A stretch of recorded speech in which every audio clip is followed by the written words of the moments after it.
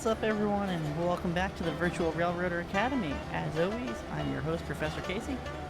And I'm Professor Nick. Glad to be back for another edition of Railroaders Play Railroader. Happy to have you back. You've been traveling around a bunch. You've missed the last couple of these, so I'm excited to have you here with us tonight as we delve into, as I said before when we were prepping for this, offensive anthracitisms. And we'll learn more about why I call it offensive later. Wait until you see these paint schemes, folks. Tonight we're going to learn why, in fact, Old King Cole was a merry old soul. Yes, we will. We're joined tonight by frequent guest, friend of the channel, renowned publisher in the railroading sphere, Rudy Garbley. Good evening, folks. Happy to have you back. It feels like it's been a hot minute since we've done one of these with you, and you've got an exciting new book that is shipping soon? Shipping, actually, I believe this week, because I'm supposed to get them tomorrow. So they're going to come out early. So we're here talking about Rudy's republished book, your first book, is that correct? Yeah, it was my very first book, and the book that I opened the publishing company with in 2013. And, I was using it for some of the research when I did my D&H book a couple years ago and realized I probably should redo some of it. So I did a major editorial work on it, and it's coming back out I guess tomorrow, or later this week. We'll plug this early. If you want to buy the book, it's pinned. It's lv106.com is the website to go to buy it.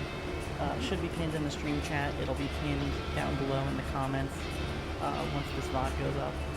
But we're running an authentic Lehigh Valley coal train with the dumbest power that I've ever seen, and I love it. 5 puffs. It's near and dear to my heart of like dumb Lehigh Valleyisms, and I think that's a good place to kick off. The Lehigh Valley. This is your first book. It is kind of in the way you described it to me, it's a precursor to what led into Conrail, is where this book really focuses. Yeah. So why the Valley? So, this book was originally my college honors thesis. I went to school for history, and, by the time I got to my, honors project, I knew I wanted to do something on railroads. And I was going to school in the Lehigh Valley region, and so it was kind of a natural area for me to do research in. Penn Central's been covered to death. EL's been covered to death. The LNHR was kind of too small to do a full project on. And that's kind of the Reading in the Lehigh Valley, and the Lehigh Valley was, my kind of favorite area at the time, and that's where I ended up working on. And I had access to people that worked there. I had access to material in terms of archival material, and that just became kind of a natural point for me to focus my efforts. So that was my honors thesis in college, and then I got out of school and decided I wanted to get it published, and it was kind of too academic for most railroad publishers and too railroad for academic publishers. So I opened my own publishing company, and this was the very first book. So 60-something books later, I've learned a thing or two about what to do for publishing and how to edit and how to put a book together, and decided to redo it. So here we are. So I feel like it's worth spending some time establishing, in a nutshell, the Lehigh Valley up to the point where your book begins. Sure.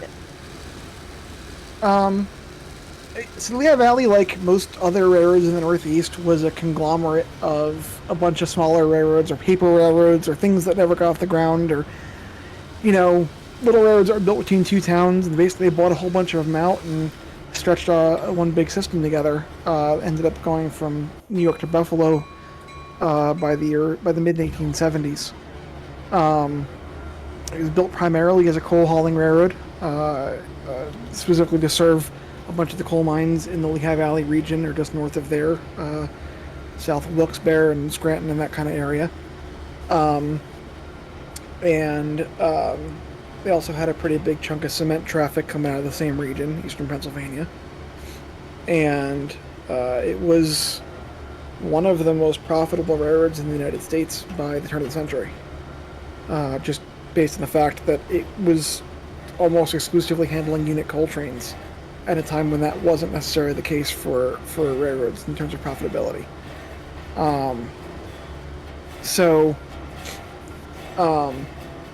They were also big investors in Bethlehem Steel Corporation as a major supplier of rails and stuff. Lehigh Valley actually helped to get Bethlehem Steel off the ground. And, you know, really, their story kind of mirrors most other Northeastern railroads through, you know, the high times of the 20s and the high times of World War II era and that kind of thing. And into the 1950s, 1960s, and the declines that every other railroad faced with declines in traffic, declines in revenue, declines in industry, and that kind of thing. So, you know, the things that begin to differ are where my book picks up. There wasn't really a whole lot written on Lehigh Valley after the mid-1960s because it kind of got lumped in to generalizations about the Northeastern Railroad situation and kind of how Conrail came to be and that kind of thing. So, you know, there were a lot of differences, though, and Lehigh Valley was in a very much unique situation with innovation, with piggyback traffic, and other things like that, where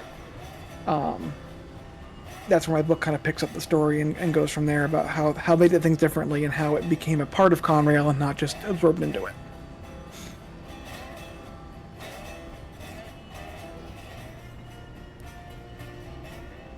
Fascinating. I'd always assumed it was, and I guess this is the point of your book, that it was just lumped into Conrail with everything else anthracite. I didn't know that it was a large part of who Conrail was as an identity. Yeah, I mean, even today, you know, Conrail's main line across New Jersey is the Lehigh Valley main line. Instead of the Pennsy, instead of the CNJ, instead of anybody else, they use the Lehigh Valley's line. And there's a bunch of reasons for that, and a lot of that stems from the work the Lehigh Valley did in the 1960s, 1970s to keep itself as a competitor. You know, when it wasn't sure what was going on, when Conrail wasn't planned yet, and the Lehigh Valley thought they were going to have to make it on their own. So they tried to be as viable as they could given the circumstances that they had. I think any East Coast rail fan in the Pennsylvania, New Jersey, New York area is intimately familiar with NS's Lehigh line to this day. It's Yep. rail fanning hotspot. And the portion, the portion east of Manville Yard in New Jersey is still Conrail shared assets, because that was determined to be such a valuable piece of rail line and real estate that it couldn't be effectively divvied up between CSX and NS. And again, part of that is because of the work that Lehigh Valley did in the 60s and 70s to be competitive and make it a competitive route. So, there's a similar downfall going on with a lot of these Northeast railroads at the time, but I'm curious what the parallels are between what's going on with the LV in the mid to late 60s and the Penn Central situation. They were tied together in a way. By the mid-1960s, the Penn Central actually owned 89% of the Lehigh Valley. So it was very much, Lehigh Valley was very much part of and party to the situation of the Penn CN and the Penn Central as it were at the time. But you know, really post the Penn Central's bankruptcy is when the Lehigh Valley kind of came into its own, 1970. You know, where the Lehigh Valley was afforded some freedom to do its own thing because the Penn Central wasn't really part of the equation anymore as a you know, oversight.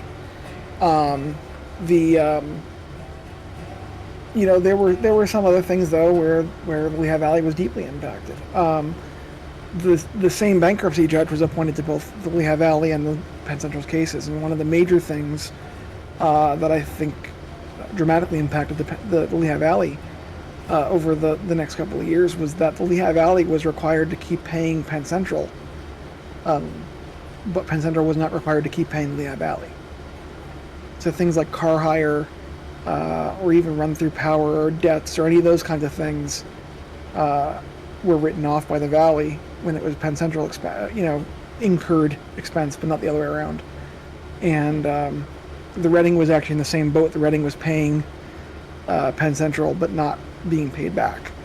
So a lot of those things where, you know, car hire charges a lot of times would have been, you know, almost equal between railroads, right? They were probably shipping about the equal amount of stuff, and what would happen is they just write a check for the difference, you know, at the end of the month or the end of the year or whatever it was. And instead, all of a sudden, Lehigh Valley was paying out the full amount instead of just paying out the difference amount. So from a cash perspective, it was feeling the Penn Central's bankruptcy pretty hard. So To me, there's kind of an irony in that these are really bad times for the Valley, but I feel like it's also one of its most iconic. It's sort of all out with the Rock Island, where the Rock Island was fading and it had the bankruptcy flu. In the case of the Lehigh Valley, it got the snowbirds. yeah, and the Yellow Jackets, right? The Yellow Jacket C420s, and both of those were more of a cost-saving measure, where they didn't want to pay Alco for a special paint job, so they just took whatever Alco gave them. You know, both of those sets of locomotives, the Snowbird C628s and the Yellow Jacket C420s, were purchased with like all kinds of credit and bank loans and everything else, and trading credits from older locomotives getting scrapped and that kind of thing. You know, so a lot of that was a matter of purely pure functionality and the amount of money they had to spend on them versus anything particularly noteworthy in terms of identity or anything like that.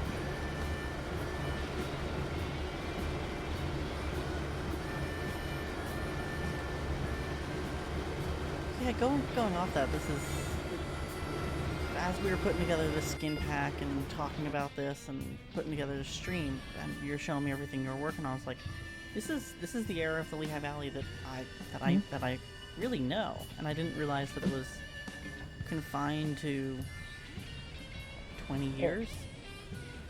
Not even. I mean, you're talking really 15, like 10, maybe mid 60s to mid 70s. My book picks up at about 65. So 65 to 76, 11 years. You know. I'm at the switch here, by the way, so if you want to run by it, I'll count you back to the caboose. Cool. Or you already have it. Okay, fine. Caboose is coming towards us. Yeah, cool. I'll go run the engine. No, I got. Stay with the caboose. It may need a hand. You know the rolling resistance in this game. Gotcha.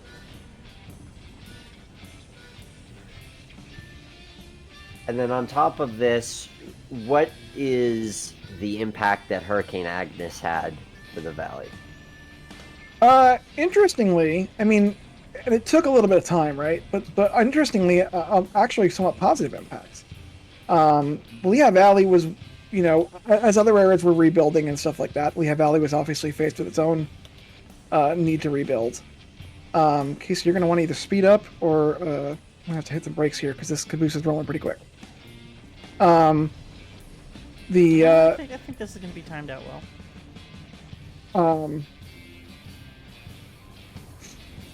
The Valley actually, like other railroads in the Northeast, got money from the federal government to rebuild part of its lines as part of a loan program, and used that money instead of just rebuilding one for one to actually put in CTC and single track some of its lines and make a more efficient system out of it. There was a big part of its railroad in upstate New York that instead of double tracking, they ran a bunch of studies and said, no, we can single track this with a full CTC system more efficiently and for less money than rebuilding as it was originally. And the government said, oh, that's a good use of our money. Let's go for that. So, and plus Lehigh Valley was also in a position to do KCR hacks to the ground. I tried. Lehigh Valley was in the position to make improvements through being, aware of its costs and being aware of what its, needs were as an organization. And I think that was extremely helpful to the organization overall. Through that era of struggle, was that it was able to actually use some things that were disadvantageous to other companies to its advantage. So things like Agnes, it recovered better than it was beforehand.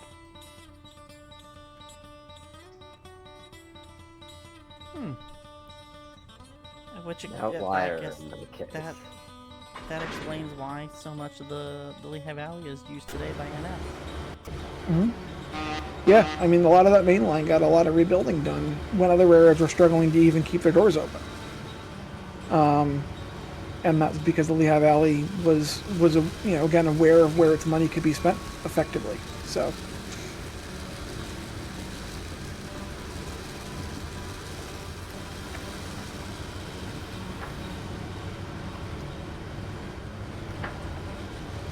So what do you think is one of the reasons why, as far as, I feel like Pennsylvania railroaders know and love the Lehigh Valley, but I feel like it's one of these railroads that it has kind of been lumped in with the other anthracite railroads and sort of lost a little bit of its unique kind of standing within rail fandom. Do you think that the way in which it went out is part of why it doesn't have quite the iconic status of, say, Pennsylvania Railroad or even the Reading, which I would argue is probably more well-known and well-defined outside of the Northeast Circle? Yeah, I mean, I think the Reading was a bigger company, obviously, than Lehigh Valley was. The Reading, the EL, and the Penn Central were the three big ones that went into Conrail, and even then the Reading was a distant third. The Lehigh Valley and the CNJ were pretty comparable in size and scope, and then the LNHR was obviously much tinier. But I think the Lehigh Valley never had a real historian champion. The Readings had a number of people over the years that have written comprehensive books on it, and have kind of kept the memory alive in some way. The Penn Central obviously has been studied to death. Roger Grant did an excellent book on the EL, and the EL has also been kind of studied to death. But the Lehigh Valley never really had a real champion of the cause that would have kept the memory of it alive, other than people like Mike Bednar. But Mike's work has been kind of limited to more operational things, or more specific things that he remembers, and not so much corporate identity things. So.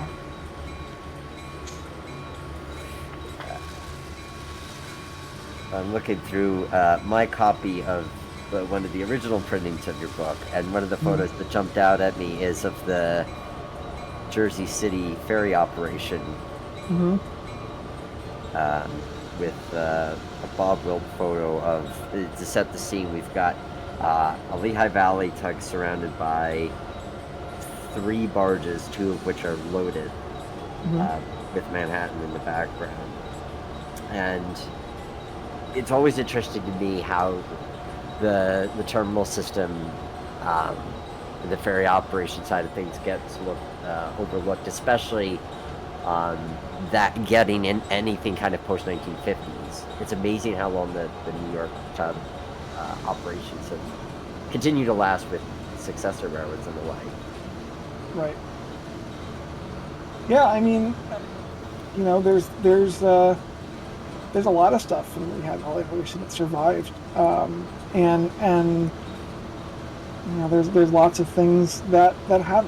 I think the problem is that there's not a lot of visibility to things that have survived, and I think that's where Lehigh Valley's been lost a little bit over time. You know.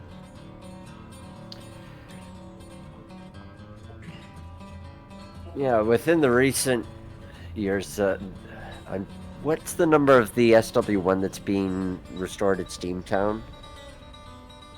I don't remember. It's not the original Lehigh Valley locomotive, so I don't remember what the number on there that they're putting on it is. Oh, I thought it was. Okay. No. Now There are, I believe, 3 surviving SW1s from the Lehigh Valley, but the one at Steamtown is not one of them. I can think of the 112 off the top of my head, which Yep, is privately 112 owned, Black but River. Black River. Which 119 is currently stored at a steel mill out in Ohio. That's owned by a nonprofit. And 114 is at Wilmington and Western. in limbo. In limbo at the moment, yeah, but that's there. So I don't know what caboose number it is. I just know it as the Who Hack at the Black River. Tommy's caboose. oh yeah, there's a million cabooses out there. I mean, there's probably 20 or 30 reserved Lehigh Valley cabooses at different locations around the country. So. Another photo that's just jumped out at me is of leased Pittsburgh and Shawmut SW9s. How did they end up getting those? Well, for a little while, right? In 1972, the Lehigh Valley took over the CNJ's Pennsylvania division. CNJ pulled out of Pennsylvania entirely and kind of retreated back to New Jersey. You know, all of a sudden, the Lehigh Valley is responsible for all the CNJ's trains and all of the CNJ's traffic in that area. And obviously, the Lehigh Valley didn't have enough of its own motive power to overnight take that all over. So they leased a bunch of stuff. So they had some Pittsburgh and Shawmut stuff. They leased some Bangor Rustic Jeeps. They even leased, there were some engines that, some N&W F units that had been leased to the CNJ, and they leased them from N&W afterwards.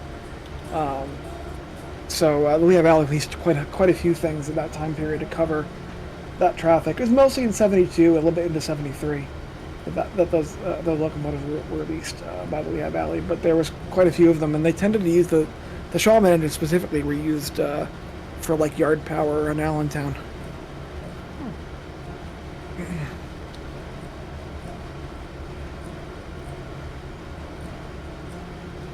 Which we'll be seeing some examples of later this evening.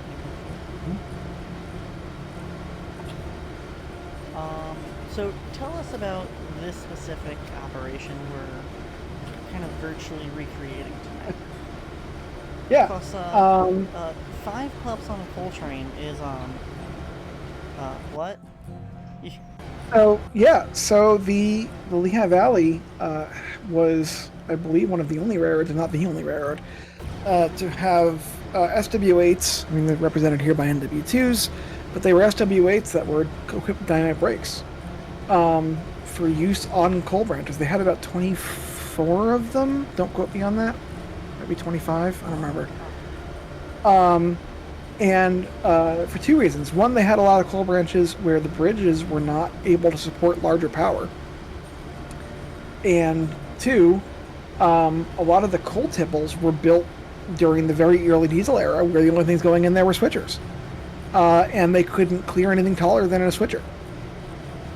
So the Lehigh Valley had to adapt with switchers that could run a coal train, but also fit into the coal tipples.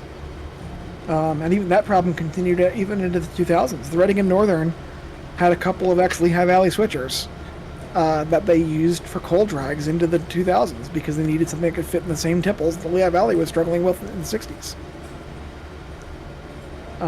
So having a coal train with 5 or 6 or 8, SW8s on it was not terribly uncommon on the Lehigh Valley, and there was actually a dedicated set of them, usually 2 5-packs of switchers that were like devoted to just running coal trains, and they'd rotate the rest of them in and out as they needed to.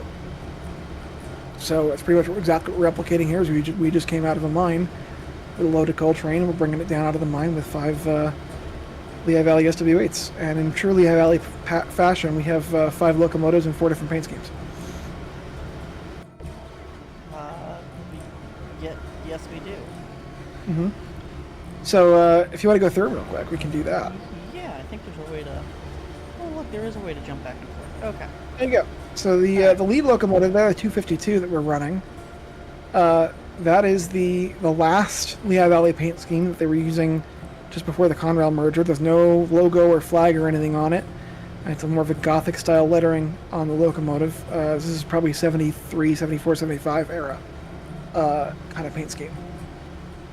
The one behind it there, the 270, and there's a second locomotive in the consist in the same scheme.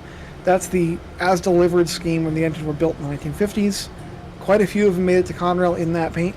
Probably almost half of them never got repainted because Lehigh Valley was broke and they couldn't afford paint. So a lot of them made it to Conrail in that paint scheme. The one behind that, the 251 there, is painted in a slightly earlier 70s scheme where they kept the flag. It had a little more of a kind of 60s vibe in the lettering with some weighted letters there. Alright. And then I believe the one behind that is the one from the 60s view. Yep. So that engine is painted Tuscan red, and that is was painted probably late 60s. And that was the scheme that was kind of influenced by the railroad's ownership of the Pennsy. Started painting things in kind of a more Tuscany red color in that time period. So, and kept the original lettering, but used the later striping system. So, Right on. Yeah, this is the scheme I'm most familiar with. Kind of my first stumbling into the valley was Tommy Who and 112. And I remember seeing that engine roll out of the shops in this paint. It, very, very faded and chipped, but still that's the scheme 112 was wearing when it got there. So I will admit to the chat I did beg for the early SW1 scheme, but didn't get it. That is currently in the works on 112. So it was painted temporarily as Black River 400, just to get something on it because it needed to paint desperately. It was sad. The plan is to put it back to the original as-delivered scheme, with the gray and the red stripes on it. So that's gonna be hot when it's done. Yep. And then bringing up the rear of our train, and I'm realizing now we have a very northeast appropriate set of cars tonight. Looking at a CNJ hopper right here. We've got the Lehigh Valley hack.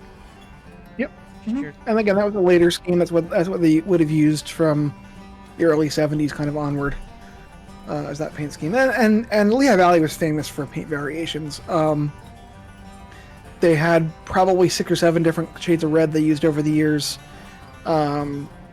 They used that diamond, they used the flag, they used a flag and a diamond. They used a couple different variations on that. They used at least, just to do this lettering pack, I did it for the stream, I had 6 different Lehigh Valley letterings. There's 5 on this train, or there's 4 on this train, just the lettering alone. So Lehigh Valley, again, was famous for different paint schemes, different letterings. As we get into some of the yards here, I'm sure we'll see some more of them passing us, as we get down further on the railroad. But yeah, so we do have an appropriate caboose already built into this game for the Lehigh Valley and a couple of its northeastern neighbors. So I did a couple of schemes on that. the incredibly generic any caboose. Uh-huh. Well, Which, that's because they were built the same way for almost 25 years by like 6 different railroads. So. Yeah. Mm-hmm. Well, this is great. I love this train, and I'm glad we get to do kind of dumb pup things. This scratches a special itch that I didn't know needed to be scratched.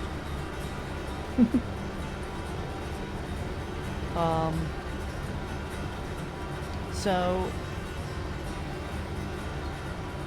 circling back around away from this specific train and getting back to more Lehigh Valleyisms in general in your book. I'm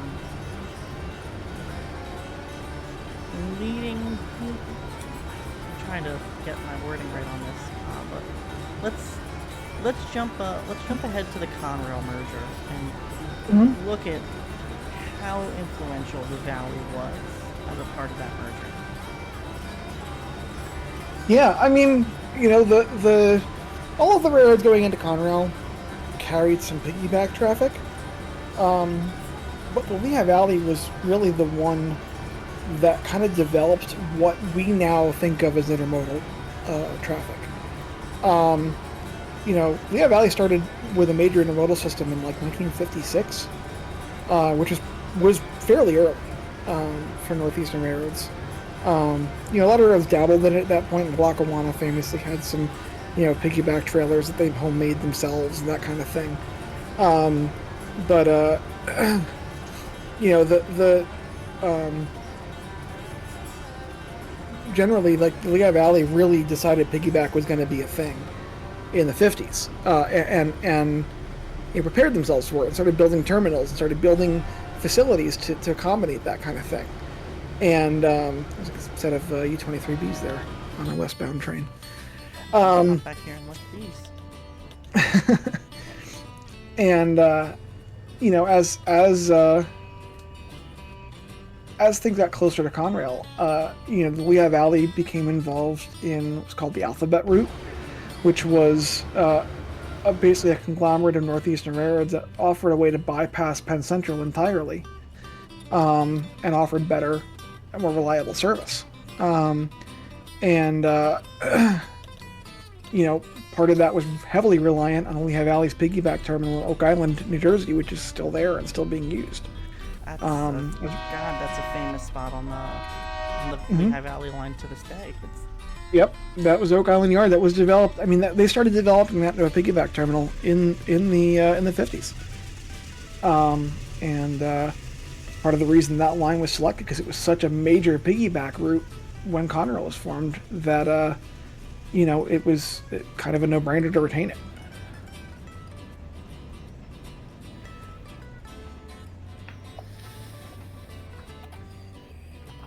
And how did those, once Conrail moves into the picture, how does that change or modify the nature of how these handoffs in that service are being done? Does that continue to this day, this idea of avoiding the former Penn Central territory? Not really. I mean, you know, obviously Conrail kind of restructured all of its routings. And a lot of Lehigh Valley's piggyback traffic actually went to D&H at the time of the merger, as a way for the D&H to be able to compete with Conrail. And that's covered in a lot more detail in my book on the D&H, which I guess we're going to cover in June. Yes, we will. Spoiler alert. So I'll get into that later. But you know, so Conrail rerouted a lot of stuff, obviously. I mean, for a long time, piggyback and stuff, intermodal container trains were going up the old Erie line, because it was the only one that had high enough clearances for that kind of thing. You know, so and things changed over the course of Conrail too. They had obviously a big tunnel boring project where they increased the size of the tunnels on the Pittsburgh division on the Pennsy so they could run things out through Altoona in the mid-90s, and that changed the routings again. You know, so the first couple of years of Conrail were very fluid in how they approached train routings and whatever the Lehigh Valley had done kind of changed drastically, but the thing that remained was using Oak Island and using the routing out of there, at least as far west as Manville, New Jersey, to as a way in and out of the port of Newark and kind of the New York area, because the Lehigh Valley Yard had built the most efficient system to get things in and out of that area. And if you look on Google Maps, and having been brought up through railroading in that area, I'm kind of also intimately familiar with it. You can watch the current NS Lehigh line hopscotch between the Valley line and the old C&J for whichever routing was better until it ultimately ends on the Valley for the rest of the way through central Jersey and into Pennsylvania. Mm-hmm. Yeah, pretty much central Jersey went all the way. The Lehigh line still runs all the way across central Jersey into Allentown, Pennsylvania. And that is still NS's primary route in and out of the New York market. So, did they get the Valley's Allentown yard, or did they use the Yep. C&Js? So that was part of the takeover in '72. So the Lehigh Valley had yards in Easton and in Lehighton. Packerton Yard in Lehighton and Richards Yard in Easton. And when they took over the C&J in 1972, they moved all of the operations of those two yards to the C&J's Allentown Yard. That's what we all kind of know now as Allentown Yard was actually a C&J yard originally. Gotcha. That was operated by the Lehigh Valley between 72 and 76. And the Lehigh Valley had rights in there starting in 65 too. They were already using it by that point. So they just took over operations of it and management of it. Gotcha.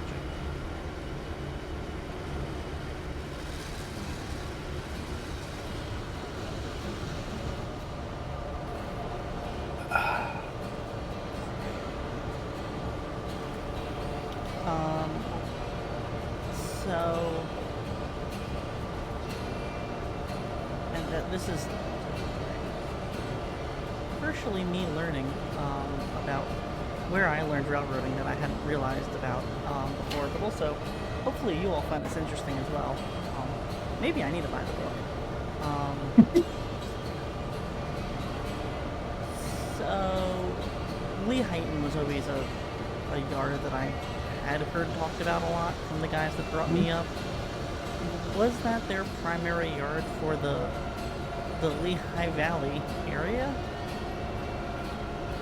I also knew nothing of an Easton yard. I knew about their wacky Easton station, but I didn't know that they had a large facility there. Yeah, matter of fact, the Easton shops are still standing. There used to be a roundhouse there as well. The roundhouse is long gone, but the back shop is still standing in Easton.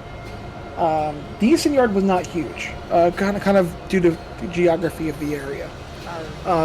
Yeah, that's kind of a narrow valley right there. Yeah, Easton was also where they had their main passenger car commissary building. Was in Easton. A lot of the passenger car servicing was done there as well, prior to '61 when they canceled passenger service. And then obviously the station was there. The lower level back of the station, like the river side of the station, was the freight house. Yeah. So they had tracks on the lower level as well as the upper level. But yeah, there was a hell of a yard in Lehighton. Packerton Yard was comparable to Allentown in size and scope. Allentown was just better located, was better laid out, had two humps in it at the time. Conrail ripped one of them out. But when Lehigh Valley took over in '72, there were two humps, one for westbound trains, one for eastbound trains. And it was just a better laid out yard and a better location. And plus, obviously, the Reading having access to it, D&H having access to it, helped with interchanges and things like that as well. So. We'll have to, maybe we'll do a little picture show and tell in the VRA Discord after the stream, but look at some of these places, since we didn't pre-planned photos for tonight, since it was spending a lot of time running trains and admiring your beautiful paint job work in game. But maybe we'll have to do a little bit of a photo show and tell with some of the cool photos that I know exist out there.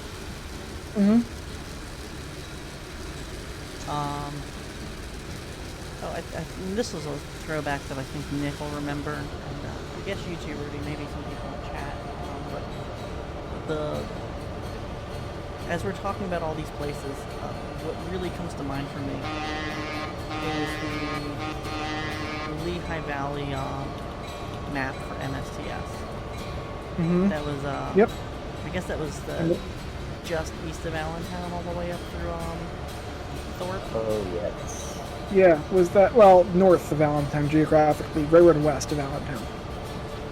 Was that a Maple Leaf Trains map, Nick? I don't remember.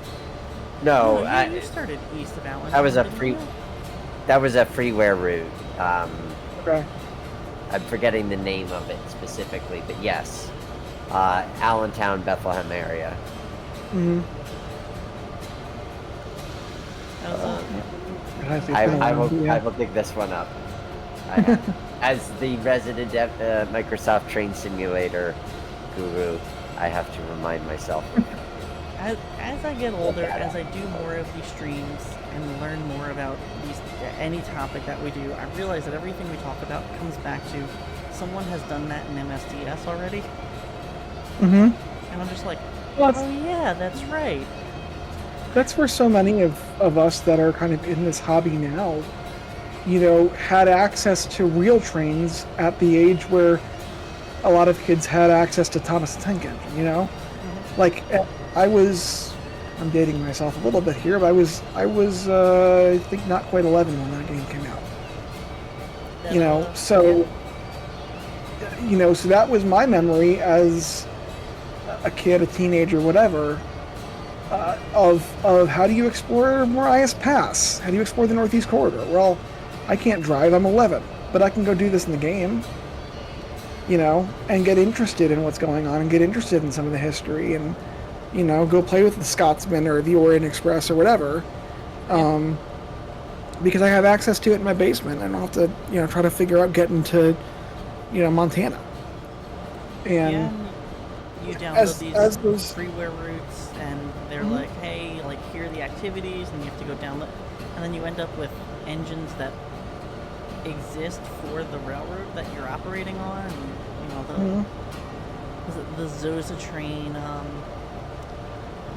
Lehigh Valley set, the heavyweights, the weird smooth side things, the PA skins.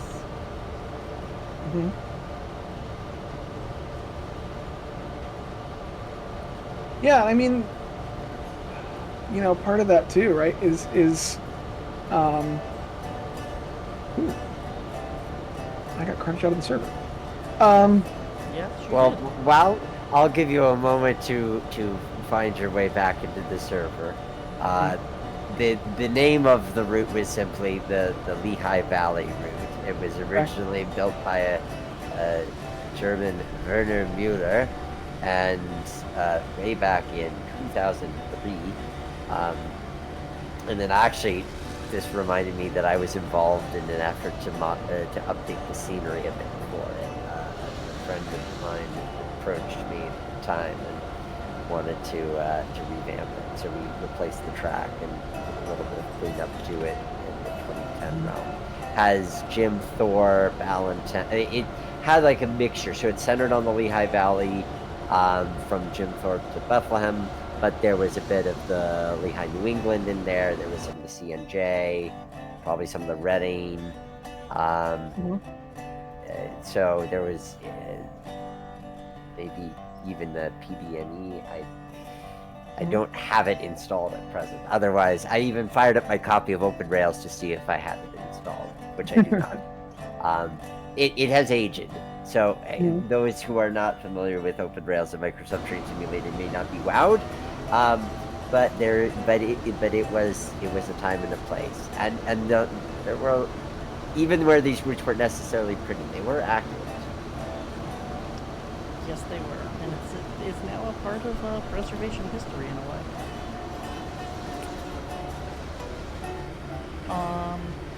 So you're hopping back in, Rudy. I'm here.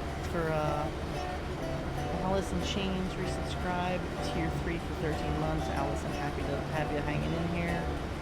Acer, 23 months, happy to have you back. Jersey says, mashallah, 1 billion pups.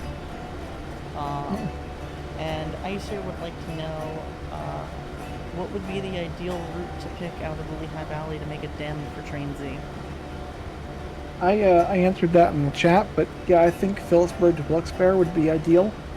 Tons of different customers in that route. I mean, everything from coal mines to like the Sharman paper mill in Mahoopity, Pennsylvania, which is I think is still one of the biggest producing paper plants in the country.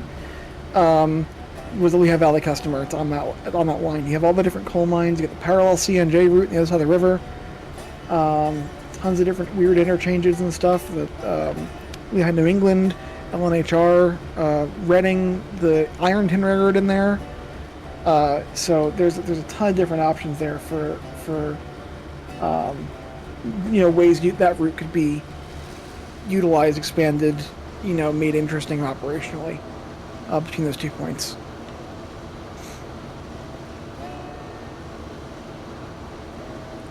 Or you can download the aforementioned MSDS route and see if you want to resurrect it for the open rails era. Because I will say, much as I love my Train Z, its physics are but wanting. Where open rails, the physics are good. So it depends on what you're looking for in a building experience. Yeah. Ooh. Crunch. We found the hill of the house. Yeah, that'll be fine. I mean, these are technically NW2s in game, so you've got a little more horsepower than you would with SW weights, but it's alright.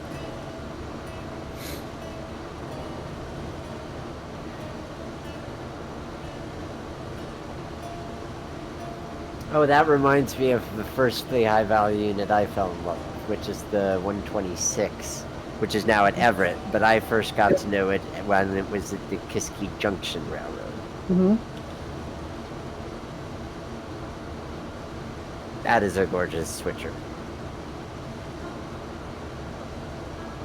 Yeah, I wish they'd painted it properly, because it's not really correct, but I'm not going to complain. Well, when it fades to a certain point, you can talk to Alan Maples, who I'm sure... I've already talked to him. Of course. How dare I to have assumed that there was a conversation yet to be had? I mean, insert the artwork on the second locomotive in this game, in this consist right now. Should tell you. I mean, I have the artwork ready to go. Just tell me where to send it. Yeah. True.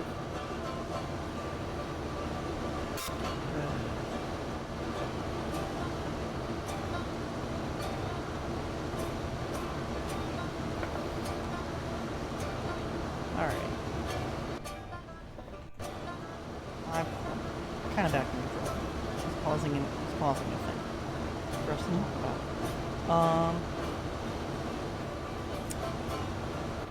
Casey, is that Reading train a Rocket Branch local?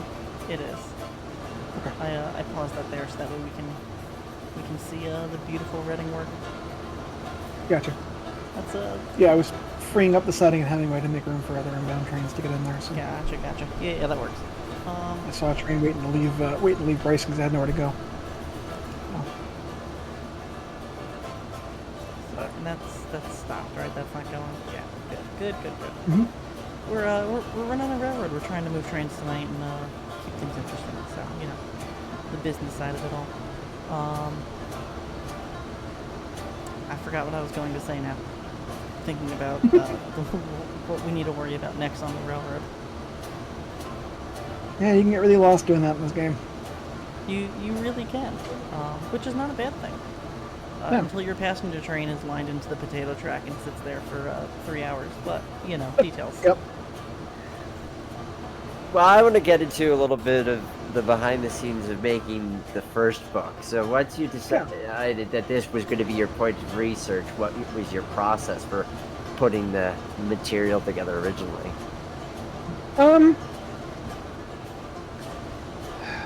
You know, it really kind of changed over the course of the process, being my first book and the first research I ever, major research project I ever did. You know, but there's also some things where it hasn't, I haven't changed my process in the past 13 years.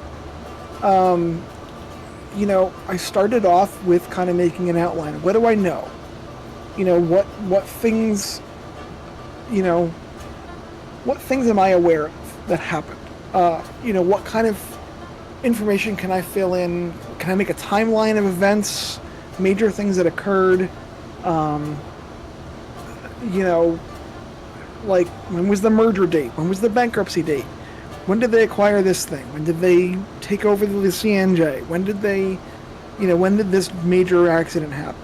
And kind of just make a timeline of the things that occurred. And then go back and try to, you know, source the people that were involved in those things. In a lot of cases, they had passed away, or, you know, I was approaching this 35 years after Lehigh Valley ceased to exist. So obviously there were, you know, less people around then to talk about things. But source, you know, people, whoever was still around, source them out, try to get their contact information from somebody, and then, you know, figure out, okay, this person had this position when this thing occurred. How do I ask them a question? You know, where would they have been? If you were superintendent on the day that the Laurel Run wreck happened in 1965, you know, what question do I have for you? What do I want to know that you're the only person in the world that knows the answer to that question? You know, or what do I want to know about the situation at the time? How did that impact your job? How did that impact your livelihood? How did that impact the way that you treated your job? You know, and then, so I kind of got into doing that. I started doing the interviews and started talking to people and, you know, referring back to those who were really knowledgeable. I've mentioned, like, Bednar before. One of the other guys that was very helpful was Richard Whitehead, who was the director of Motive Power. He's since passed away. But, you know, I would every once in a while shoot him an email and be like, hey, does this sound right to you? Or, hey, do you know somebody that would have been involved in this? Or you know, whatever. And he would happily review what I wrote and said, no, that's not quite how that happened. Or here's you just jogged my memory. Here's something else that happened, or something like that. So that was the interview side of things, obviously, and then the kind of heavy research side of things. I was really fortunate at the time I was in college. I was also interning at the Railroad Museum of Pennsylvania in the archives. So 1 or 2 days a week I would be out there working in the archives, and on my lunch breaks and stuff I kind of had free reign to go work on my own stuff. So a lot of that book actually got written, or at least the notes for it were taken sitting in the archives room, like, while looking at the original documents. So that was all, you know, obviously extremely helpful, just given access to what I had access to. So partway through the summer of 2011, I'm working on this project, and I'm kind of getting close to where I want to go. I'm also sitting outside the cab for some reason. Yep, just noticed. You know, but I'm kind of getting close to where I want to head here with it from you know, from the perspective of you know, kind of an angle in the book, and where I want to, like, what I want to say, and what kind of history I want to cover, and narrowing my focus. And I'm in the archives one day, and I find a box of the old bankruptcy trustees documentation, which was pretty revolutionary stuff for what I was doing. It was a lot of the financials, a lot of his speeches to Congress, a lot of his speeches to, like, local civic organizations about the situation on the railroad. And it was box 3 of 4. And boxes 1, 2, and 4 were not there. Which sent me on a hell of a goose chase for a while. And I ended up finding those 3 boxes in the state archives in Harrisburg. And that gave me, and this was like fortunately or unfortunately, very late in the research project. Given that it was a college paper, I had a due date for it. It was November of 2011. I think I found the boxes in September. After chasing them down for like 3 or 4 months. And so it was great that I found them. However, it gave me almost all of the corporate background that I needed to fill in the book, to make it like, here's what happened on the ground. Like on the ground, yeah, they bought some engines and the track started falling apart, and they fixed it, and then they used the money to fix it more and all that kind of stuff. But that gave me the corporate background to say like, and this is what was going on behind the scenes, and this is what was going on Congress, and this is what was going on at management level, and here's how they were interacting with each other and with other railroads and that kind of thing. So that was kind of a mad rush at the end of the book to get all that kind of scrambled together into a final product.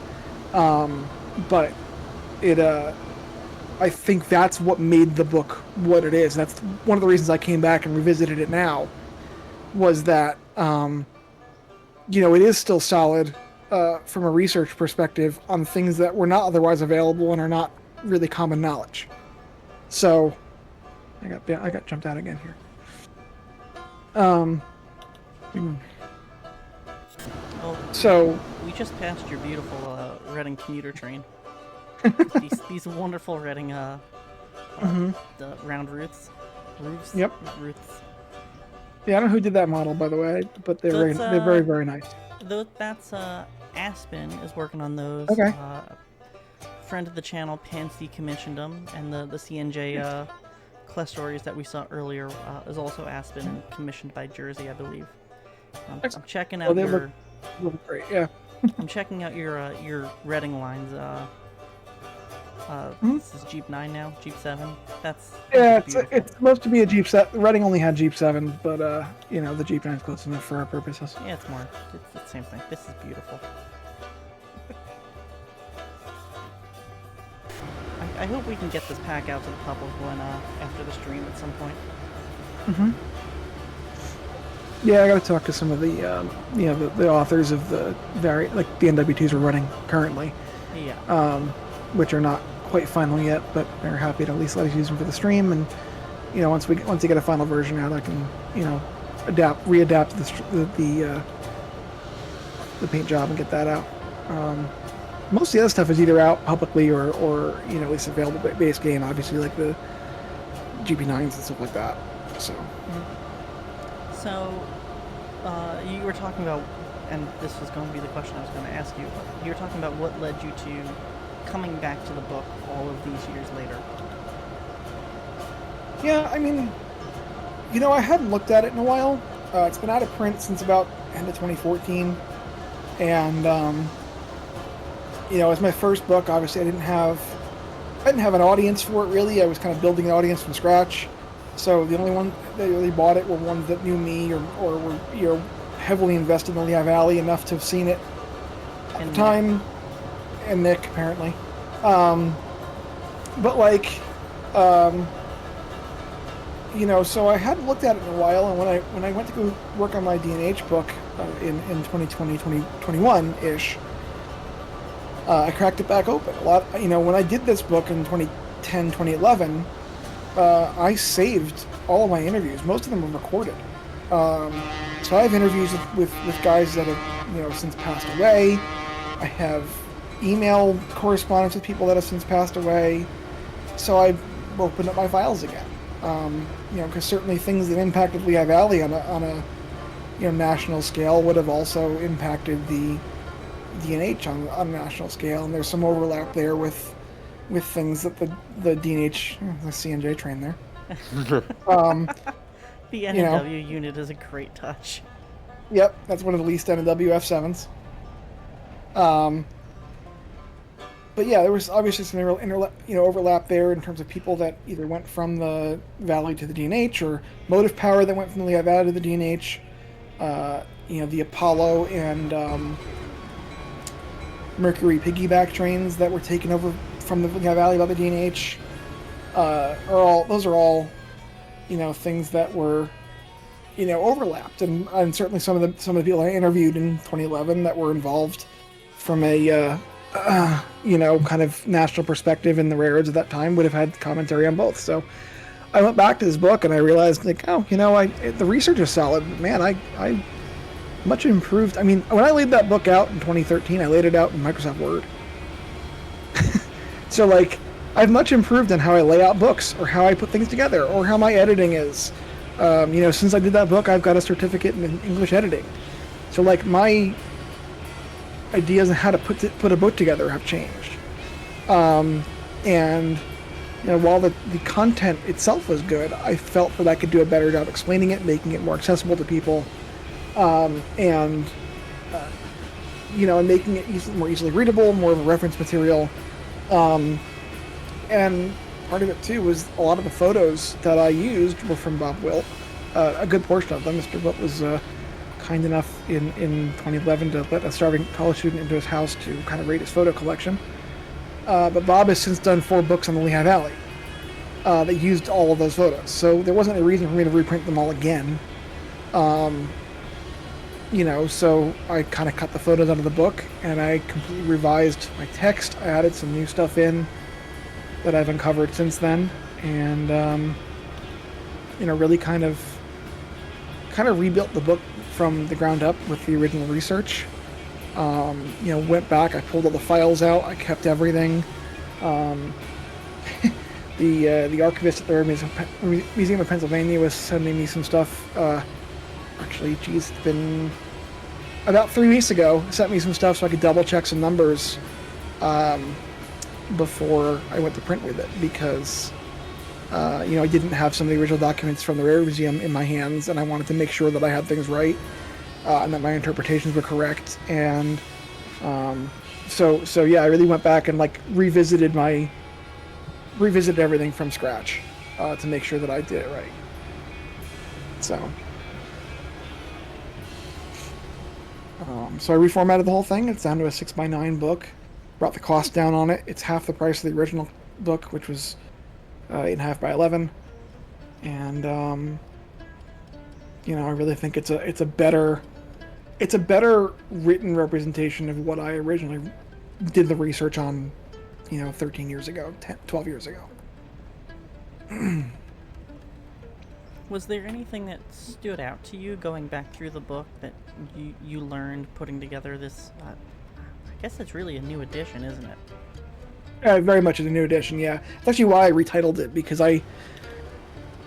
my original research was kind of aimed in the direction of Conrail, but it never really got there explicitly, and now it does. Now it is very much, the title of the book now is one of 6, the Lehigh Valley Railroad as a case study for Conrail, which is really what my research was, but now it is written in that way.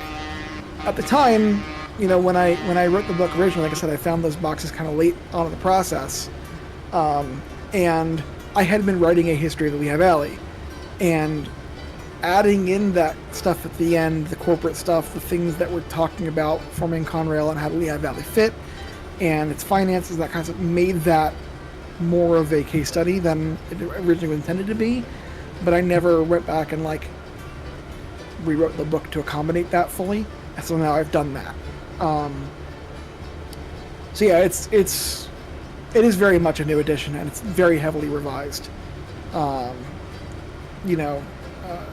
moved sections around, I changed chapter titles, I did some pretty major revision to get it to the point that now I'm, as not just a researcher, but as as the publisher and as the author, and as kind of, as much as an artist as you call an author, am happy with the work that I'm showing, and I kind of wasn't before looking at it a couple years ago. I was like, this is not up to the standards of what I would do now.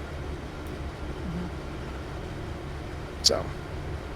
And this new printing, is it going to be a paperback or a hardcover? It is a 6x9 paperback. So, again, because there's not going to be photos in it, and I wanted to kind of keep the cost down, because my goal is ultimately to make this accessible, If I wanted to really make a lot of money at it, I could have gone for the full, 8 by 11 hardcover with every photo I could find in it, and but that wasn't the point here. The point was to make the information accessible to researchers, make it accessible to those that are interested in railroad history, and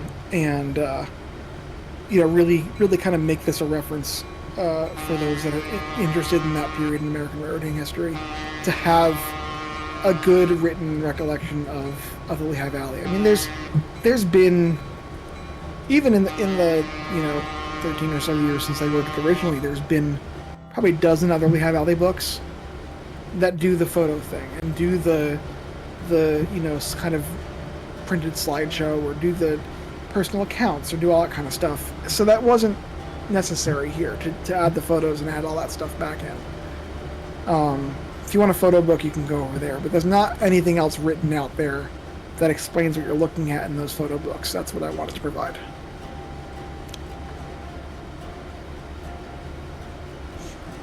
Good approach. It is, and when we talked with Ron about Big Emma's last year, we learned that really well. That's what really stood out to me about that book in particular. I can feel that we have entered Bryson. Yep. As soon as the roundhouse loaded in, it crashed me out of the game. Let's take a look and see what we got going on here. We may have overpopulated the roundhouse. And that's what stuff moved out. Oh god, I love these GP38s. Mm-hmm.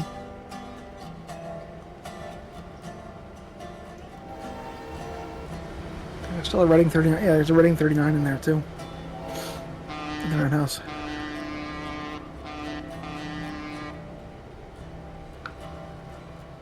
We've got 38s coming into town. Oh, hey, look, it's 112. Mm-hmm. Speaking of,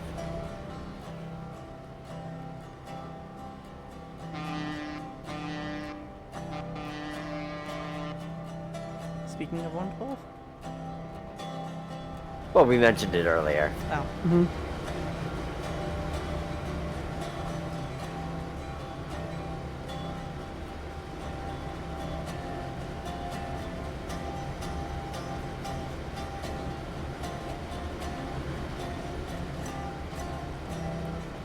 Man, I didn't realize you guys went to work went to town as much as you did on all of these schemes on the freight cars. That is a mod that is out now that does all of that.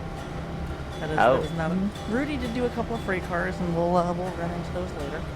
But that all of that was not Rudy. That is a mod, and someone most of us will remember from MSTS days.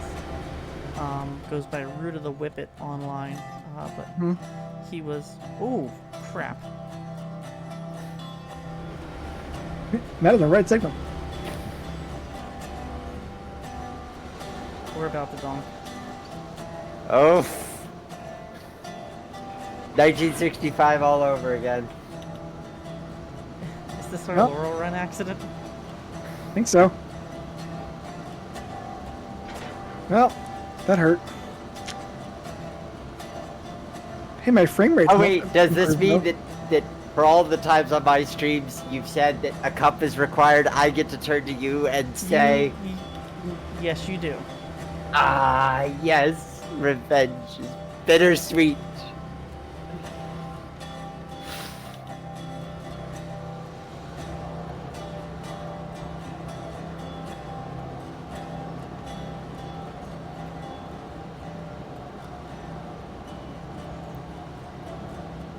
As soon as this train recharges.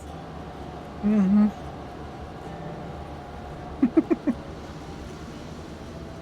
I appreciate the Traintown reference, Artist 794.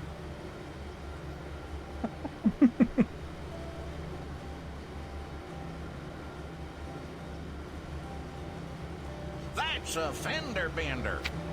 There we go.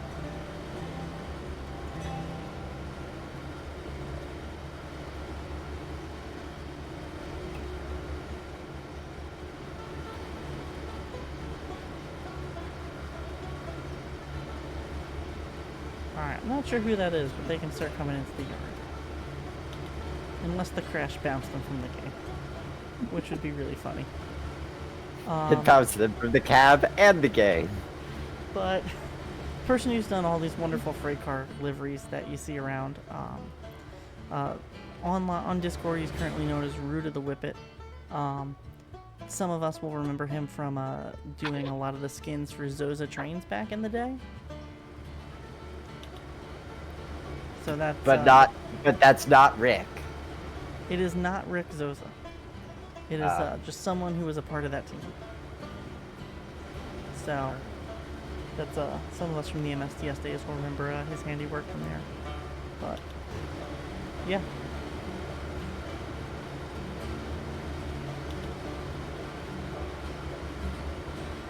I think I might know who you're talking about. We can talk later. Mm-hmm.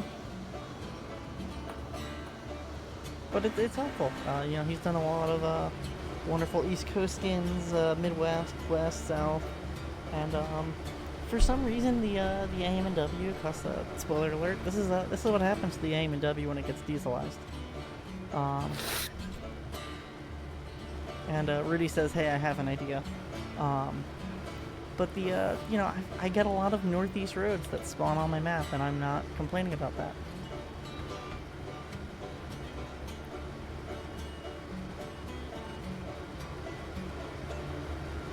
Alright, we gotta get out of Brycey soon, cause this hurts. Mm-hmm. Let's do the right thing and go out onto the porch.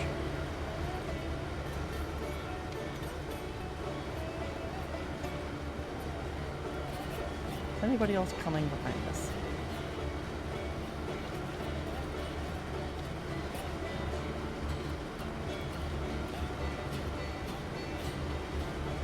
Something's coming through Ella, which I guess we'll meet them at Go Island.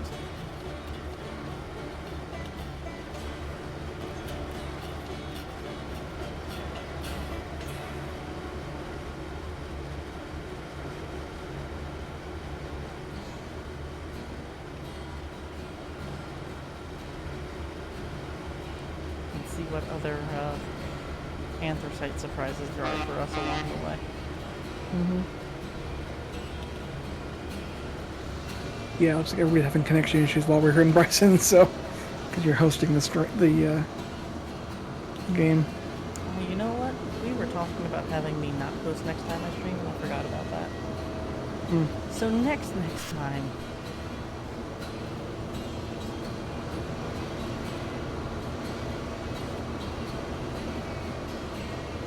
And out I go. Bye. But we're leaving Bryson. We'll hopefully we'll be out of that mess soon, and we'll be all okay, and people can start joining again. Mm-hmm.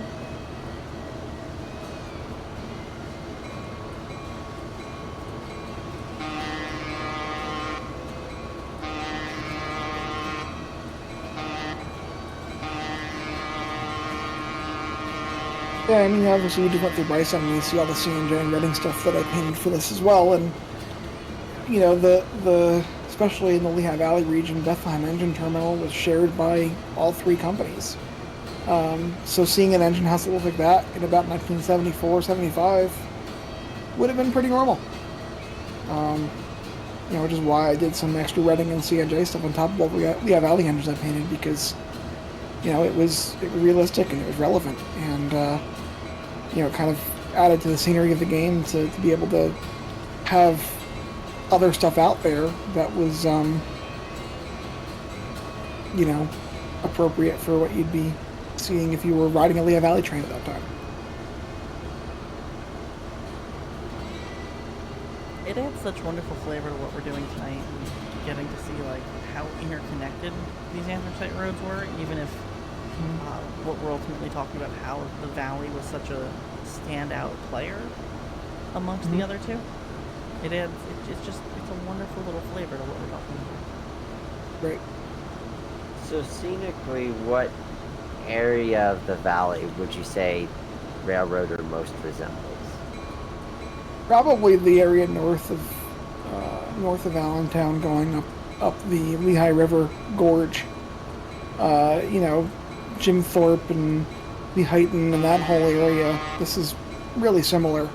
You know, it'll be a track, maybe a road, and a river, and cliffs on both sides. You know, steep mountains on both sides. So it's really similar from a geographic standpoint to what you're looking at here.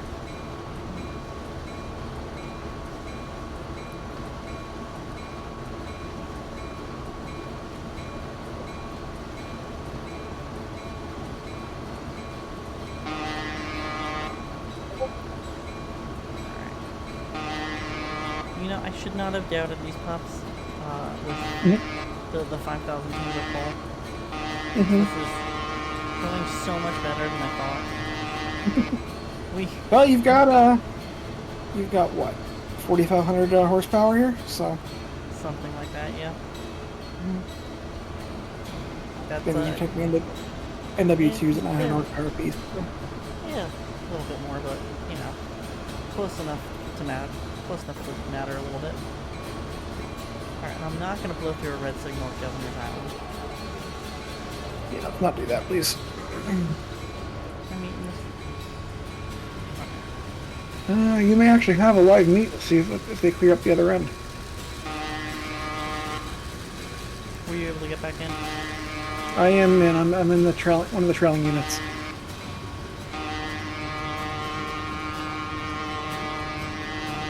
There's a guy who models part of the Lehigh in N scale, Ron or something like that. I need to go on Facebook. You're going to want to take it slow through the side and look and see what's in the on the other track there. I'll do my best here. And it is a live meet. We are clear up the other end.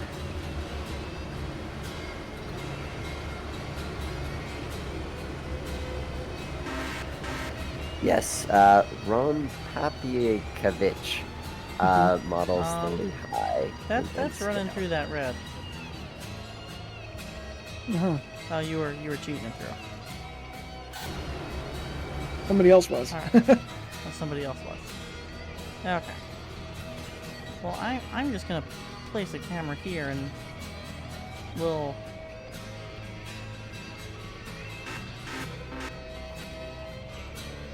see what's going on the other. Are we clear on the other side? Yep, oh yeah, you're clear. just barely clear. All right. You're not clear the signal, but you can get by them. That's why they're cheating ahead. All right. Well, I'm gonna park a camera up here and we'll watch whatever this CNJ monstrosity is pull out of here. And this is. Remember when I said in the beginning, offensively anthracite? That stuff like this is what I was talking about. Well, the head end is offensively anthracite. The rest of the train is offensively AM&W. Oh, great. I've made my mark on anthracite history. There you go. Or something like that.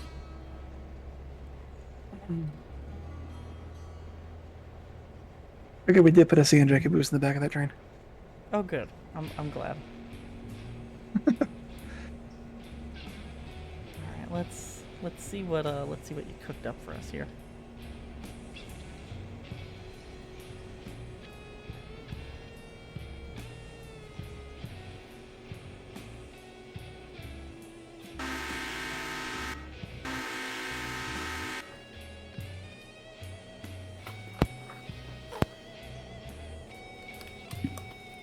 I love the red and white RS1s. That's such a god.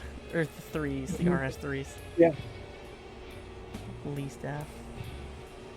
Oh my god. Are those Price Purity Pancake isn't still here Palace? freaking out about them. Uh-huh. Oh my god. Syrup, boxcar. State of cake. It's a pancake box! Oh my god, I've got my own potato boxcar. This is the mark I've hoped to have left on the world. Yeah, you got a root of the better have- batter boxcars. We have a fake potato boxcar before we have a real potato boxcar. That's the mark I want to leave in the world. That's incredible. I love that. You got maple syrup tank cars, you got a State of Cakes batter boxcar, and you got a root of the better batter PS1, so. Oh my god. We'll have to do something stupid with that on another stream. Yes. All right, now we're on the flats here, so let's get screaming. Oh, that's such a wonderful touch. So is a train like that, sans new boxcars, is that typical of the CNJ in this time period? I mean, it depends on the industry. I mean, there probably wouldn't be a train like that for, anything other than the biggest food manufacturers. You might get a General Mills, cut. I mean, that was about a 25-car train-ish, based on the fact that it fit in Governor's Island. So that would have been maybe a cut of cars in a different train. It wouldn't have been a unit train like that, but yeah, I mean, you could have had 30 cars going to a General Mills facility or something like that, or some other kind of major food manufacturer, or any kind of manufacturer like that. And So. that was a typical mode of power for the CNJ of this era. Oh yeah. That actually would have been crazier than that. I just didn't have time to paint more CNJ units.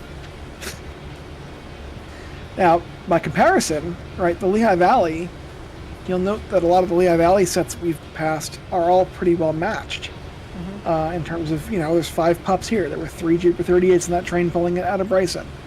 And that's actually deliberate. The Lehigh Valley did some studies in the early 70s, about 72 I think it was, and they found that matching motive power together gained them a significant amount of operational efficiency, and specifically 3 locomotive sets, because the Sayre shops could service 3 locomotives a day.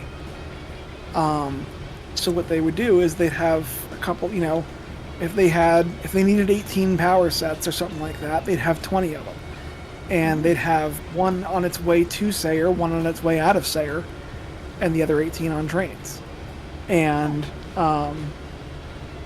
that way they only had each power set was out of service for 1 day, in maybe a 90-day period, because they do 92-day inspections or something like that. So by 74 or so, the Lehigh Valley was almost doubling Penn Central's locomotive efficiency in the amount of time spent on the road and not being repaired or not at a shop or not waiting to be at a shop or something like that, because of their 3 locomotive pairings that they did. That's genius. And they keep an extra locomotive around for spares sometimes. If they found a major problem with something, they'd swap one out. There was actually a designated GP38 AC. I think it was 313. I think it was the floater. So they had 12 GP38-2s and 4 GP38 ACs. So they had 5 sets of 3, and then that one engine that was the floater, it would sub in if they had to take one of those other engines out of service. Oh. So they could keep 3 engines together all the time, of like engines, because they all, generally if there are 3 of the same engine and they're all running the same train, the same rate of speed and everything else, they're all going to wear out at the same, speed and need the same amount of servicing. Yeah. So if they can get them all on a regular servicing schedule, they can almost eliminate any kind of unforeseen maintenance issues. So, yeah, it was a really cool program, and that was Richard Whitehead's idea, and that was one of the things he talked to me about when I got to interview him for the book. That was pretty neat. Take notes, NS. Yeah. And matched power sets, which is, again, so that's why you will rarely see. I mean, pre 67, 68, you'll see some of that, an RS11 and a F7B or something like that pulling a train, which is, but really, in the 70s, the Lehigh Valley really tried to match their power as best they could,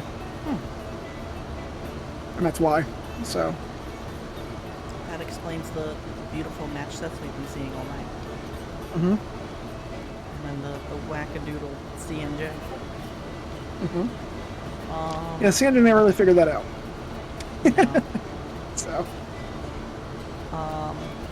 So, and to NS figure it out joke aside, how much of that mentality carried through the threat of Conrail into the post-Conrail breakup? Not much. Conrail got stuck early on. Conrail started with about 5,000 locomotives. And very much started following the same mentality as Penn Central, which was, if this train needs 3 engines to get to its next terminal, let's put 6 on there, because hopefully 3 of them are going to make it. And that was a real problem that, there's documented things that happen, especially out west, where you had long stretches between, servicing locations. You might have a train going from Marion, Ohio to Pittsburgh or something like that, and there's nothing in between those 2 points. And they would just say, yeah, you know what, if we need 3 SD45s to pull this train, we're going to put 6 on the train, because maybe we'll get lucky and 3 of them are actually going to make it online to the next terminal. And they take the 3 off that died, and they put 3 more on and send them east, So a lot of that operational efficiency went away at the onset of Conrail, unfortunately, kind of just by virtue of Conrail being a much larger system, and the Lehigh Valley's roster of, maybe 100 locomotives, most of them being switchers, going into Conrail wasn't going to be enough to offset that balance of 5,000 locomotives, all of which were disasters. Yeah, drop in the bucket. Yeah, so, the Valley's power got split up all over the place, and especially with the Lehigh Valley's C420s and GP38-2s going to the D&H. That was a chunk of the good stuff, as it was called, early on. That also impacted that too. So they took the 24 best engine off the bat. So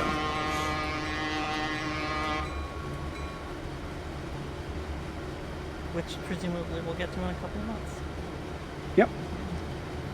Maybe somebody will make a model of one of them before the stream, and I can, or of the 420s or something before the stream. You heard it here, deal, folks. Actually, I'd love an RS-11. If someone wants to do an RS-11, I will paint them all for you. We have a red signal and there's nothing on the map, so let's go. Let's go see what's up and see if we can just fly right through. Yeah, it looks like we can. Alright. You're not sure why that signal's red. And that just lifted. Oh, there you go. So as the kids say, straight to 8? Sure.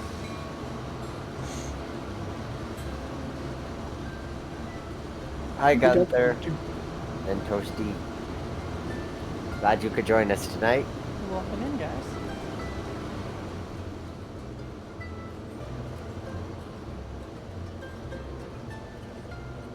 It's been a while since I've been in Whittier. It looks populated now. There's picked up a wonderful mod called Whittier Populated.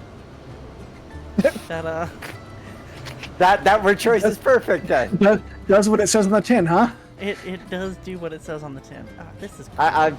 I like that person that's clearly a railhead and has a track leading right into their house.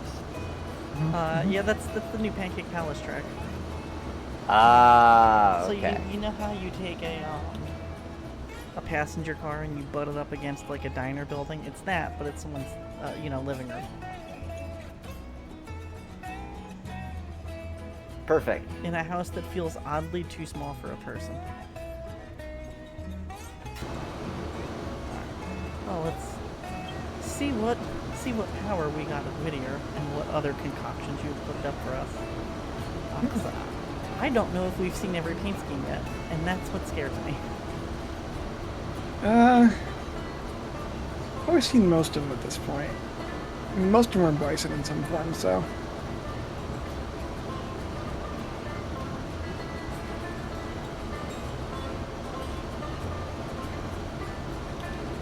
Looks like there's a local and they're switching though, because that Lehigh Valley caboose should not be there otherwise. Yeah, no, that wouldn't make sense otherwise. Someone is. Ooh, wag. There you go. Oh, here we go. That's There's your local There's- back there. there's one of the weird lash ups. Mm-hmm.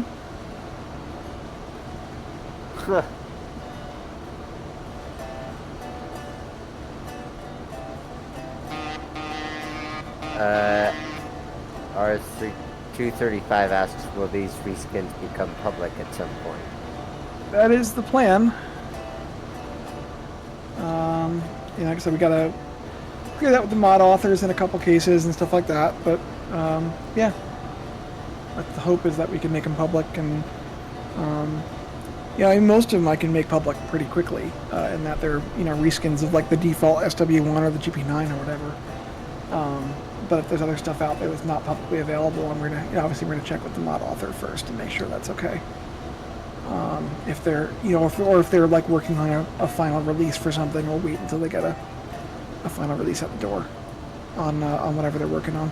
So Yeah, I'm excited to see these hit the public. Hopefully, they're truly beautiful reskins. I don't know. I've said earlier that I was blown away, and I'm still blown away by them. Mhm. They're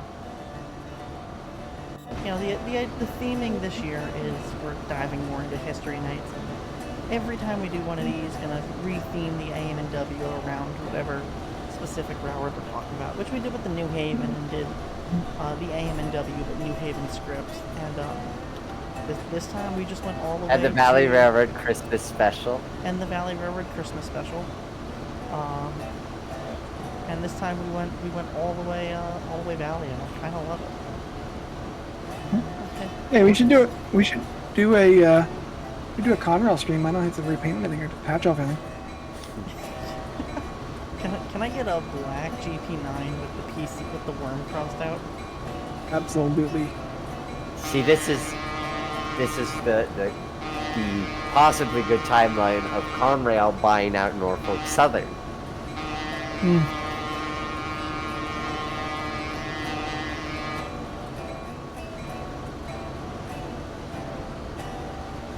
Oh, I love the greenery. Oh, hey, we probably shouldn't be doing 15 to this curve. Probably not. No. No, it's okay. Oh, no, it's definitely not No, okay. it's not okay. Oh. I love how you're going so fast you might have re-railed yourself coming out of that curve. I think I did. Somehow you're still moving. Well, is this the Laurel Run accident? It is now. That's a fender bender.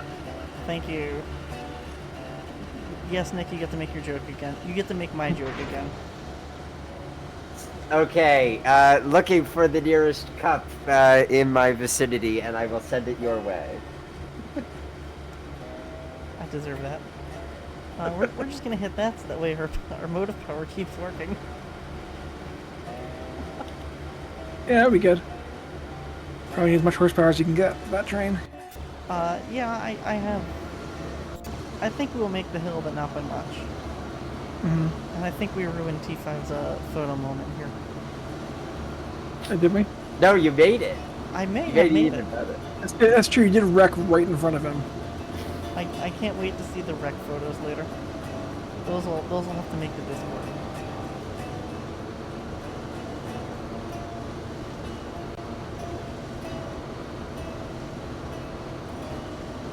All right. Rudy, did you have you gotten our last special surprise moving?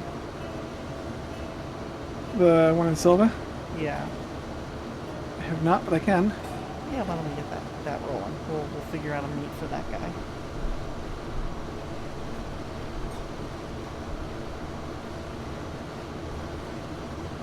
Oh, that quite literally derailed my train of thought.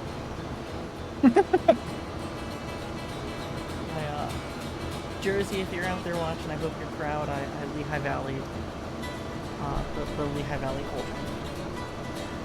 We have anthracite. I've lost my train of thought. I'm going to keep rambling and hoping that Nick comes in and saves me here. Well, I would say, so, since there are such great photos in this first book, that, and you're taking a different direction with the reprint, what are some books that you would recommend on a photo front, the book slideshow, if you will? Well, I mean, Mike Bednar did a couple of books on Lehigh Valley that I will recommend to Blue in the Face. His stuff is incredible, especially, he was there, he lived it, he was, on duty taking some of those photos. It was a while back then, right? Yeah. But I mean, the other side of that, a lot of the photos, like I said, that were in the original edition are in Bob Wilt's 3 books that he did with Morning Sun Books. They're trackside with Bob Wilt, or Best of Bob Wilt, volumes 1 through 4 of Lehigh Valley. So that's a good place to find most of the photos that I had in there originally if you want to take a look at those. That's probably the ones I would recommend most highly. I mean, obviously there's the various Morning Sun in Color series as well that were pretty good titles in terms of representing Lehigh Valley in in color as that states on the tin there. But yeah.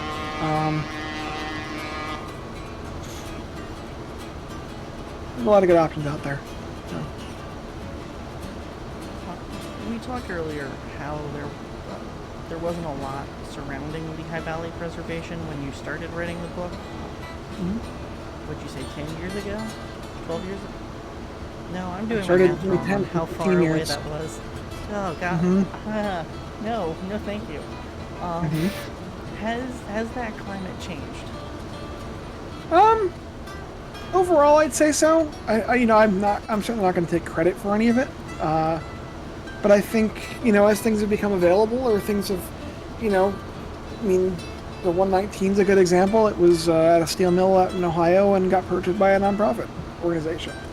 The 112 was just kind of getting underway when I wrote this initially. So, there's stuff out there I think that wasn't available when I wrote the book in terms of preservation, in terms of equipment and documents and things like that. And I think anything I can do to bring awareness to it and help other people preserve it and is a good thing. But yeah, I would say there is definitely more available now. I mean, Nick mentioned the 126 that was painted since I did the book initially. So there's stuff out there and people are thinking about it, and I'd like to think that maybe the book had something to do with it, or whatever. At least bringing awareness to the Lehigh Valley being underrepresented and underconsidered for preservationists. So.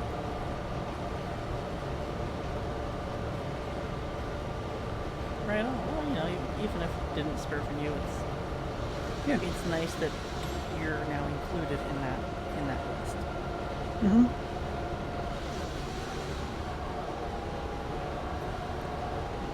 I think we have one more meet here planned for the evening, and then you got one in Barker's and a special train down in Cowie. I didn't realize there's something in Barker's. Yeah, it's an actual functioning freight train there, it looks like. Oh my God. With a human associated with it. So. Well, let's go see what specials. Have we seen every possible combination now? Are we done with these games? No, because we haven't seen a Pittsburgh and Chalmers. Yeah, there's not one of those. I didn't see one of those. There is more in Dillsboro, but I'm afraid to get that far or not. Well, we shall have to make Dillsboro to see all of this. It's one of the favorite things that we did with this is every raid is different. Yes, as it was originally, like I said. In the most correct way. What is this power? I don't know what that is. That was not a... Guys, That was not my doing. I found the CNJ. That know is what truly I cursed. don't know what occurred there. I found the CNJ.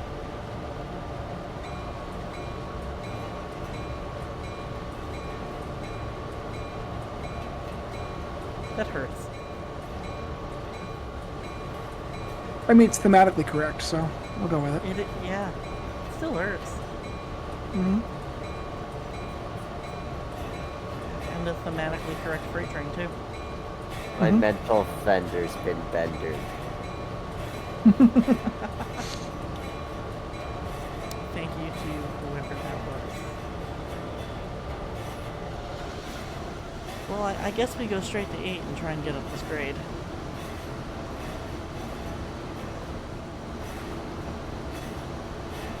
That hurt my head.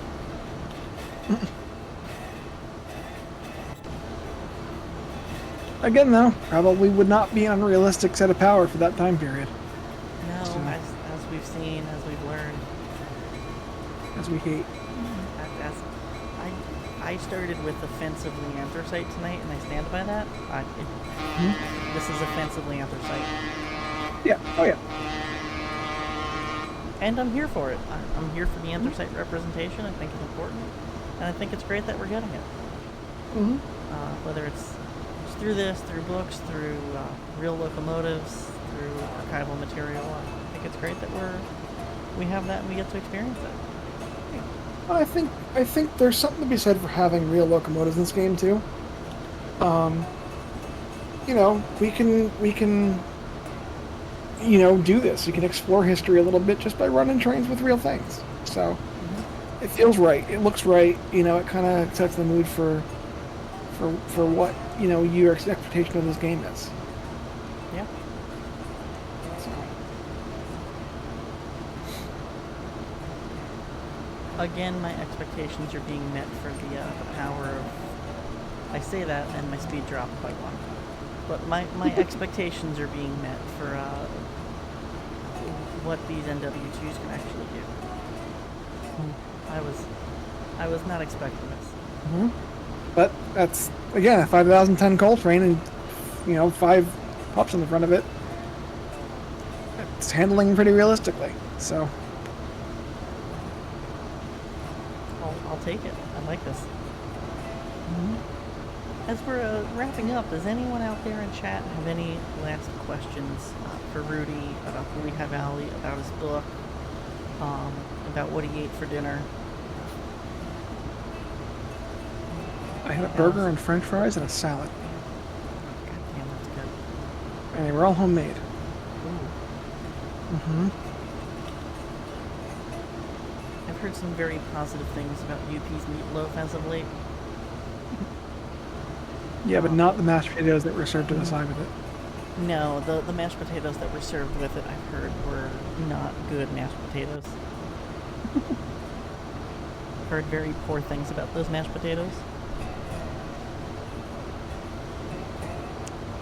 Gunther844, thanks for subbing. Happy to have you on board. Yeah.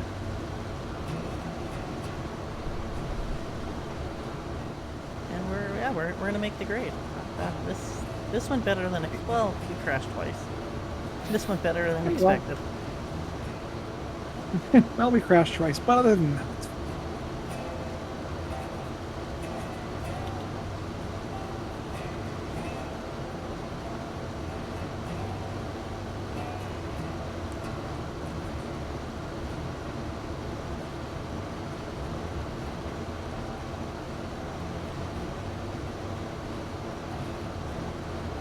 I gotta adjust that auto moderator again. It's spam deleting messages.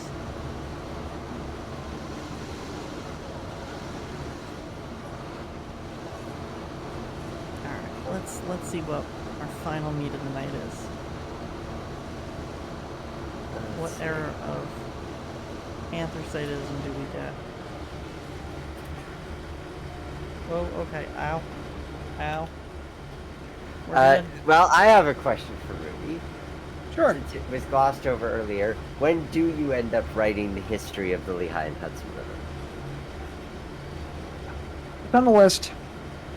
Unfortunately for the LNHR, a very large chunk of their corporate archives was donated to the Railroad Museum of Pennsylvania when the actual corporate structure officially closed in the early 80s after getting rid of the rest of the properties that didn't go Conrail and that kind of thing and closing up their debts and all that stuff. So it's unique in that most of its archives are actually in one place and were preserved. But, it's on the list with a bunch of other things. It's kind of how things run sometimes. Understandable. I have several other books I have to get done first, so it's only a matter of how many hours I have in a day to keep writing things. So, Well, I for one am excited for that future prospect. That LNHR is one that I really love. Again, my love of that comes back to the MSTS days. Mm-hmm. Yep. But in the meantime, you've got some other exciting titles coming up. You've got Volume 5. Man, you're cranking them out quick on the New York, Susquehanna, and Western. Mm-hmm. Dining Aboard the Route of the Merchants Limited. Dining Recipes of the New Haven. Oh, the alcohol book of railroading. There isn't that much alcohol in there. It's only one small chapter, but okay. Look, when I think of the New Haven, a big thing I think of is the bar cars on the commuter trains. Okay? They are the alcohol book. And I guess that is the C&J steam program that never was, that just departed. Yeah, make sure you swing by Dillsborough Yard on your way back to your train. Oh, hello. Hello, GP38s. No. Ooh. Nope. 9s. Not Or that. 7s. Yep. Ooh. 9s. And 18s. They had one engine that was wreck damaged and got chop nosed and that rebuilt the Paducah, and that's it right there. Nice. Ooh. The forbidden model. So I did get granular enough to start doing one-offs. I think we missed in price. I think we missed the experimental paint scheme RS3 too, but Oh, well, that was in the hump. That was in the hump yard. We'll have to share a photo of that afterwards. Mm-hmm. You've also got coming up the last 3 decades of Chicago and Northwestern. Mm-hmm. And Capital Region Rails Volume 1, North and East of Albany. Yep, that book is out, and that has done extremely well. That's been out for about just over a month now. Oh, it's in your pre-order section. That's right. I didn't realize Yeah, I that. think I probably never took it out of the pre-order section, but that book is out. So So I see. yeah, No, he's that's not been- doing an that's IC been- book. No, not yet. Not until somebody tells But me. they you got just something. talked about Paducah rebuilds. Well, let's give you a little bit of a peek behind the curtain there. Speaking of Paducah rebuilds, I am currently collecting material to do a book on Conrail early Jeeps, which will include the Paducah rebuilds. And I have some neat shots for that inside the Paducah shops. I have some neat shots. They had them rebuilt in several locations. So inside Paducah, they had them redone at Silvis, and they had some redone at Morrison and Knudsen in Boise, Idaho. And I have shots at all 3 of those locations of Conrail Jeeps getting rebuilt, which is pretty cool. Very. Very cool. Well, So there's always more things. I've already announced that I'm doing a book on EL cabooses. That's not really a secret at this point that that's coming at some point, but I haven't finished writing it yet, so I don't know when it's actually going to come out. There's always more stuff in the works too. I've had things from other authors that are not ready to be announced yet, but they are in the works. So there's always more things coming in the pike. There'll probably be some more books coming out this year that I haven't announced yet. So well I'm And excited. you can to find keep all an these eye out wonderful for it. books at garvelypublishing.com. thank you. Well, I just ruined the awesome screenshot I was about to get. Rudy, thank you for coming on tonight. Thank you for talking to us about the Lehigh Valley. I know I Absolutely. appreciate it. I think everyone out there does as well. Mm-hmm. And we look forward to having you on again in June for what is kind of going to be a part 2 to this, where we talk about the D&H years of Conrail. Yeah, absolutely. So thank you for coming on tonight, everyone. Keep an eye out on the VRA Discord and wherever else we post announcements. We got a wonderful roundtable stream coming up in April to dive back into logging railroading as bringing in people from different parts of the country to revisit logging stream as our 3-year anniversary. And Nick, we've been doing this for 3 years now. Time flies. It certainly does. Be sure to log in when we're talking about login. So keep an eye out. We're going to be announcing that one very shortly. And thank you everyone for stopping by tonight.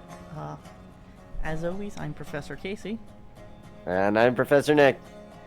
And class dismissed. Have a good night, everyone. Good night.